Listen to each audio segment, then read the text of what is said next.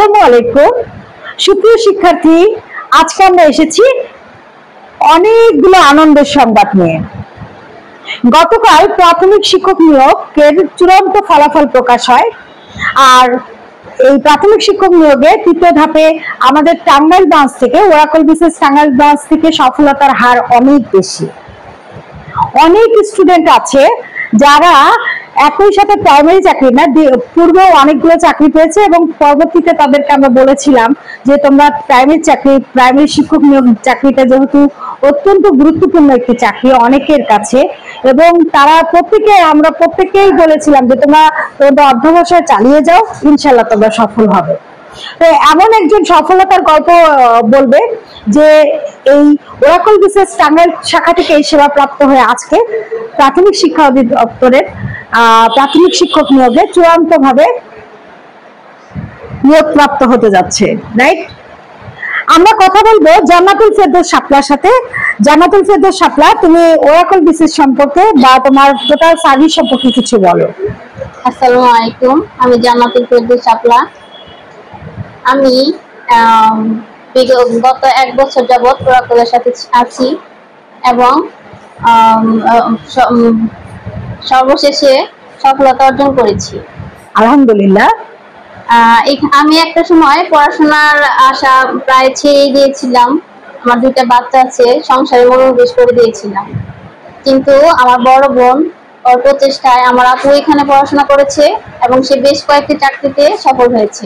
হ্যাঁ, আমাদের দুইটি। হ্যাঁ, আমার আপুর আগ্রহে ও ইন্সপাইরেশনে আমি এখানে ভর্তি হয়েছি এবং এখানে ওরাকলের সকল সার্ভিস গুলা আমি যত সাজেশন ছিল সবগুলা গাইডলাইন গুলা ফলো করেছি।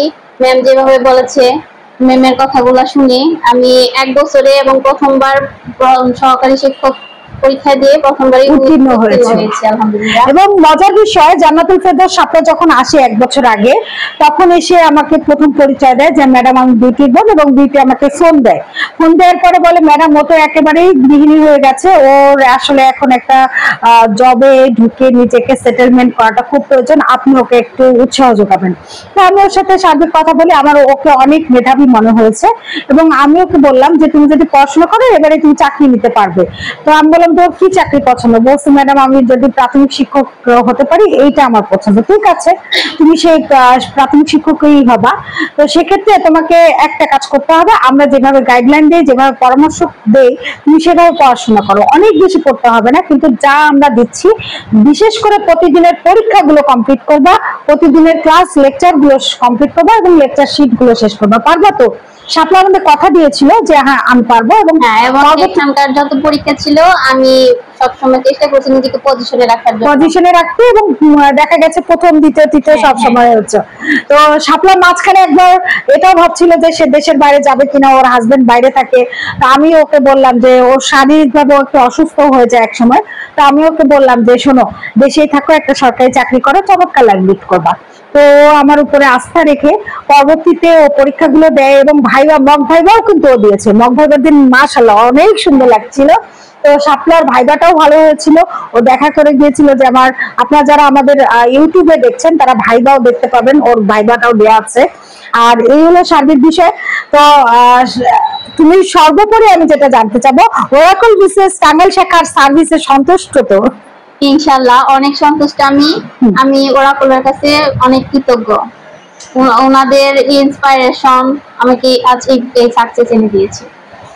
ধন্যবাদ শাপলা, তোমাকে আজকে আমাদের সাথে এরকম একটা চমৎকার সময় দেওয়ার জন্য এবং স্পেশালি মিষ্টির জন্য। শাপলা আমাদের জন্য আজকে বিলপাড়ার মিষ্টি নিয়ে এসেছে। ও কথা দিয়েছিল বিলপাড়ার মিষ্টি খাওয়াবে চাকরি হলে। আরো ছোট ছোট কথা আছে, আমরা সামনে খাবো, ওর কাছ থেকে ঝাল খাবো। তো সকলকে সে পর্যন্ত অসংখ্য ধন্যবাদ আমাদের সাথে থাকার জন্য।